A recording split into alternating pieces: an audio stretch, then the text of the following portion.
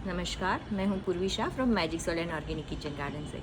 और आज जो हमारा 2023 का थीम है, एक पेड़ देश के नाम, जिसका मेन उद्देश्य है बीजारोपण से वृक्षारोपण तक। उसके लिए एक बहुत ही इको फ्रेंडली ईजी वे सिखाने वाली हूं कि हम घर पे ही बीजारोपण कैसे कर सकते हैं।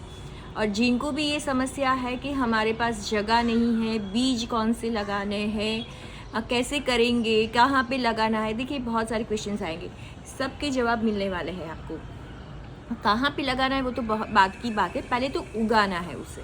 जब उगेगा उसके बाद लगेगा। तो उगाना कैसे है? अगर आपके पास बिल्कुल भी जगह नहीं, एक छोटी सी विंडो है, उसमें भी आप 5 पौधे एक ही कंटेनर में लगा सकते हैं।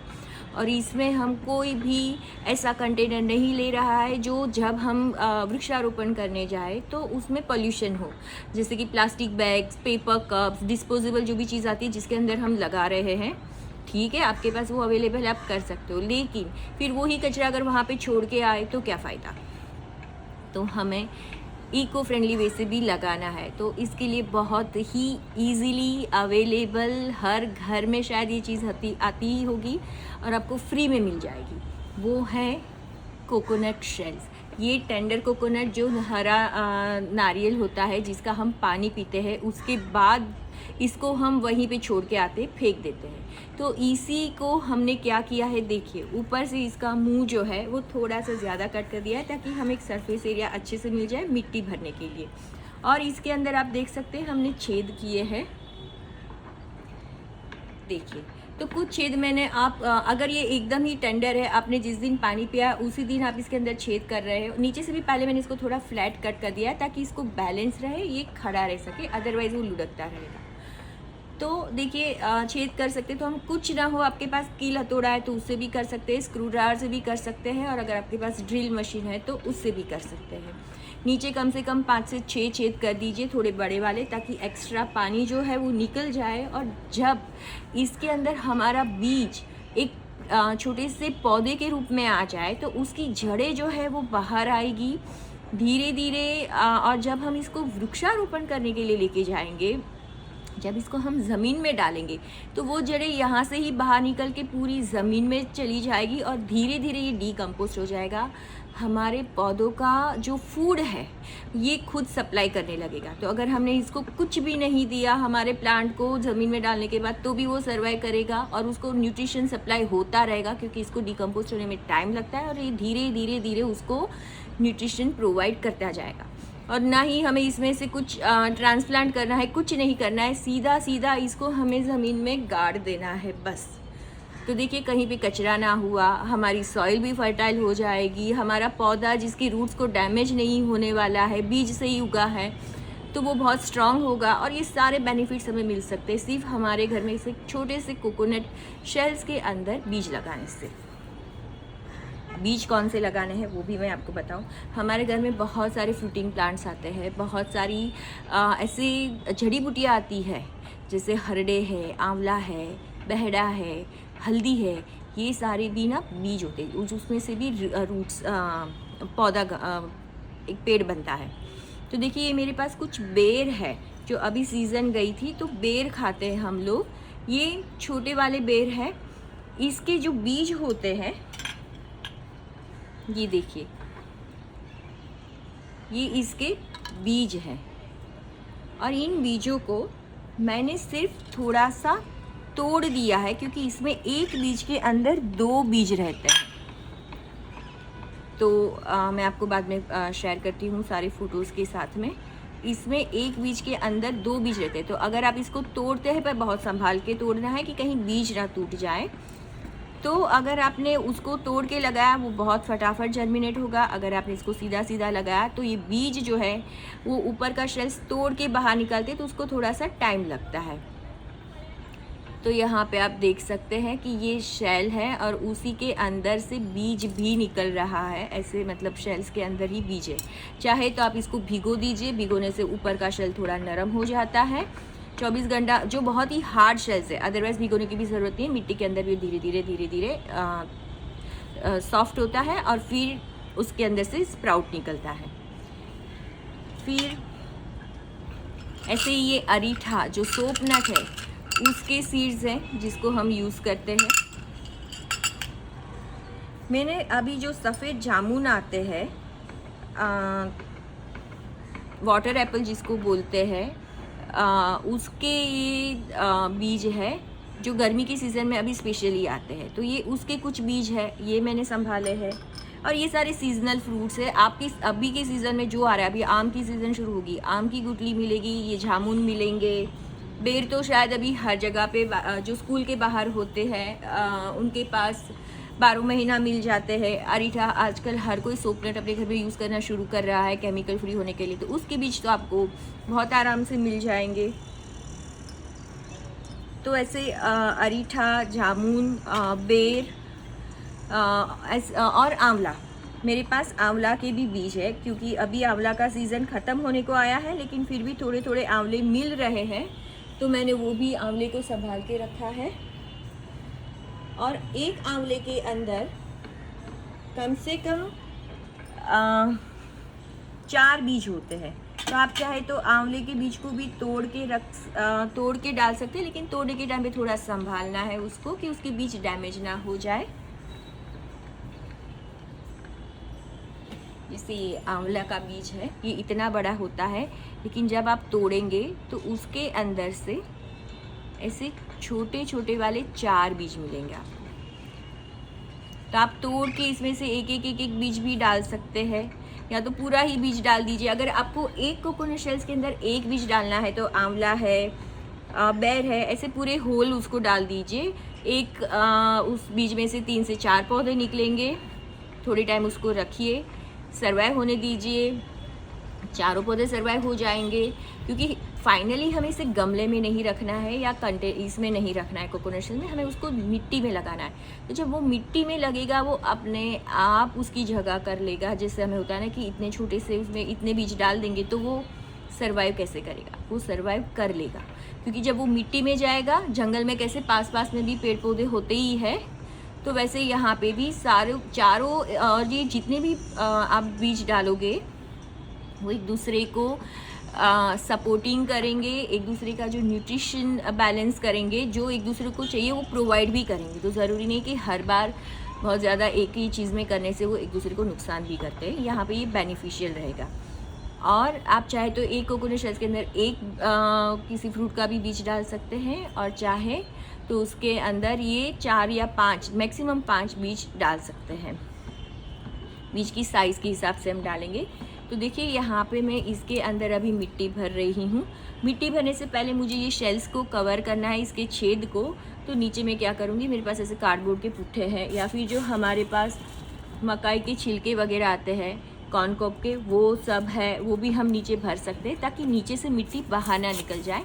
तो मैं प्लेन ये जो कार्डबोर्ड है ब्राउन, जो कि बगास से ही बनता है और ये पूरा ही नेचुरल ऑर्गेनिक मटेरियल है, उसको पहले मैंने नीचे रख दिया है छेद के ऊपर, ताकि मेरे छेद में से कहीं से भी मिट्टी बाहर ना निकल जाए। और एक्स्ट्रा वाटर अगर कभी इसमें जा रहा है, अभी बारिश की सीज़न भी बाद में आएगी, तो जो भी पानी है वो इसमें बैलेंस होके रहे, एक्स्ट्रा वाटर जो है वो निकल जाए।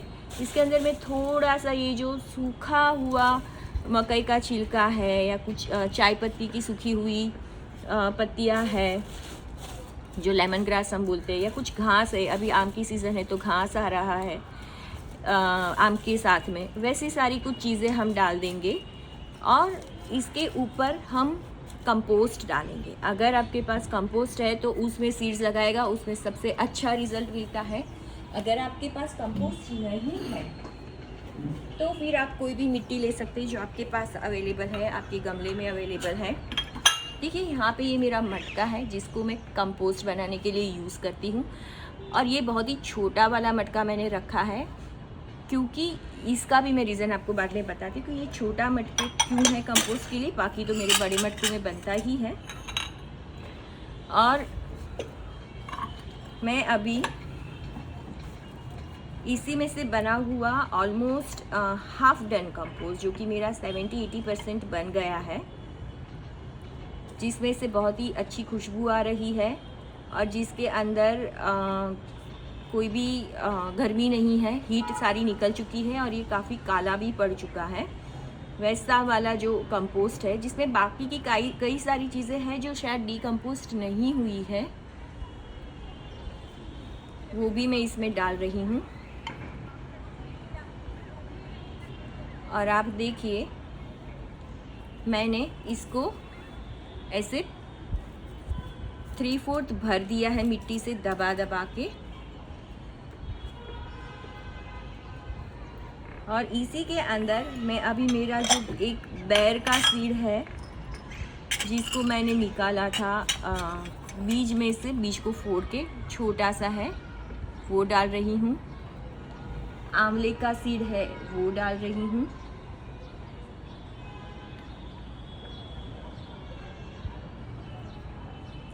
एक ये वाटर एप्पल जिसको बोलते हैं, सफ़ेद जामुन, जो गर्मी की सीज़न में आते हैं, उसका सीड है वो डाल रही हूँ। और एक अरीठे के सीड्स को डाल रही हूँ। सबका जर्मिनेशन पीरियड्स अलग अलग होगा, सब अपने हिसाब से आगे आएंगे, उगेंगे। और वापस इसको मिट्टी से मैं कवर कर रही हूँ।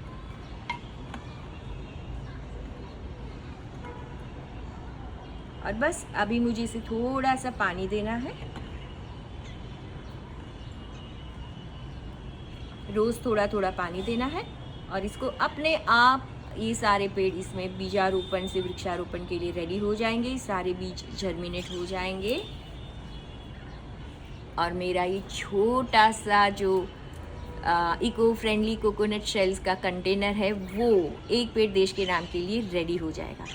है ना, एकदम आसान। और हाँ, मैंने आपको बताया था कि मैंने ये मटका क्यों बनाया है। तो देखिए, ये स्पेशली मैंने छोटा मटका भरा है जिसमें कम से कम 2-3 दिन का बस वेस्ट जाता है, उससे ज़्यादा नहीं। और फिर इसको मैंने ढक के रख दिया है कंपोस्ट बनने के लिए। जब मेरा ये 20-25 डेज़ हो गया, मैंने इसी में से अभी ये कोकोनट शेल्स के अंदर, जो कि 70-80% डिकम्पोस्ट हो चुकी है सारी चीज़ें, इसके अंदर अभी जो भी है वो जो बैड स्मेल थी वो निकल चुकी है। एक बहुत ही अच्छी स्मेल आ रही है और काला भी पड़ चुका है। और इसके अंदर जो हीट जनरेट होती है ड्यूरिंग कंपोस्टिंग, वो भी निकल चुकी है। ये ठंडा हो चुका है। और काफ़ी चीज़ें हैं जैसे ये कॉर्न कॉब के ये वगैरह, ये नहीं डिकम्पोस्ट हुआ है, दैट्स ओके, वो धीरे धीरे हो जाएगा। तो इसी के ऊपर इसको ढक देते हैं पहले हम। मैं उसको कवर कर दूंगी।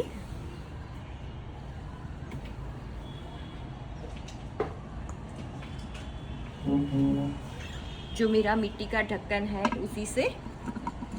और फिर इसी के ऊपर मैं मेरा ये श्रीफल जो कोकोनट का कंटेनर है वो रख दूँगी। इसको मुझे रोज़ पानी देना है। एक्स्ट्रा वाटर जो भी लीच आउट होगा उसको यहाँ से मुझे बाहर फेंक देना, दूसरे पौधों में दे देना है। बहुत ज़्यादा पानी नहीं चाहिए इसके अंदर, क्योंकि मुझे मेरी कंपोस्ट के अंदर पानी नहीं चाहिए। पर ये मुझे एक तो कोकोनट शेल को रखने के लिए जगह मिल गई। और इसी के साथ जब ये फुल भर जाता है, मैं थोड़े दिन रुक जाती हूँ। वापस जैसे जैसे इसमें जगह होती जाती है, मैं इसी के अंदर जितना हो सके उतना मेरा किचन वेस्ट डाल डाल के कंपोस्ट बनाती रहूँगी। कब तक? जब तक कि मैं इसको प्लांटेशन के लिए रेडी ना कर दूँ। जब ये प्लांटेशन के लिए जाएगा, उस वक्त साथ में मेरा ये मटका भी जाएगा इसी के साथ में। मतलब देखिए, ये तो रेडी हो गया, जब जाएगा तब इसके साथ में उसका भोजन भी साथ में जाएगा, उसका न्यूट्रिशन पावर भी जाएगा। तो इसके अंदर जितना भी कंपोस्ट बनेगा एक साल में, पूरा मटका भर जाएगा। पर वो सेटल डाउन होता जाता है। तो वैसे ही जितना जाएगा, जब भी जगह होगी इसमें भरते जाएंगे और ये साथ में जाएगा। फिर जब हम प्लांटेशन करेंगे तो इसको जब हम ज़मीन में गाड़ेंगे, उसके आसपास हम इसके अंदर जो भी हमारा कंपोस्ट तैयार हुआ है, सॉइल तैयार हुई है, उसको उसके आसपास में दे देंगे ताकि उसको पूरा न्यूट्रिशन मिल जाए।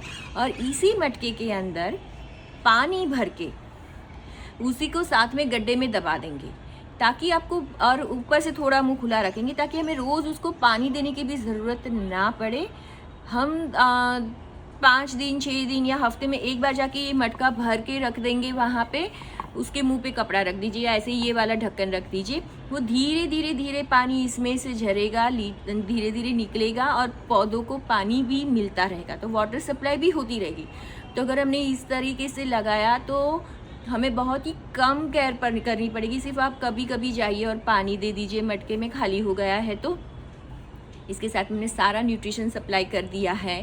कोकोनट शेल्स के थ्रू वो जा रहा है तो वो प्रोटेक्शन भी हो जाएगा, फेंस की ज़रूरत नहीं है, क्योंकि ये हाफ डन कंपोस्ट जो 80% कंपोस्ट बना है उसके अंदर हमने बीज लगाए हैं।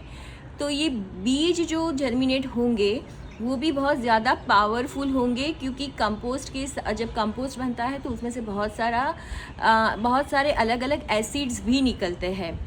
तो वो सारे एसिड्स जो है वो उन बीजों को मिलेगा और वो उसकी इम्यूनिटी बढ़ाएगा। तो ये जो डिजीज़ लगते हैं वो नहीं लगेंगे, वो पहले से ही बहुत ही स्ट्रॉन्ग इम्यूनिटी के साथ में ग्रो होने वाले हैं, जर्मिनेट होने वाले हैं।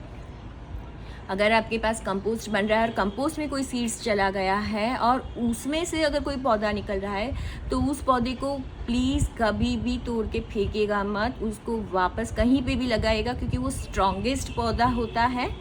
और वो बगैर किसी जिसको बोल सकते हैं कि जैसे नेचर में होता है ना, अपने आप जो सीड्स जर्मिनेट होते हैं, लेकिन वो सबसे ज़्यादा स्ट्रॉन्ग होते हैं, सबसे ज़्यादा लंबा सर्वाइव भी करते हैं। तो ये देखिए, सिर्फ इतनी सी जगह, हर घर में एक विंडो तो होता ही है, और एक विंडो में इतनी सी जगह तो हर घर में होती है। तो हर कोई अपने घर से ऐसे बीजारोपण से वृक्षारोपण कर सकता है। तो आप सब भी तैयार हैं ना मेरे साथ ऐसे ही बीजारोपण से वृक्षारोपण करने के लिए?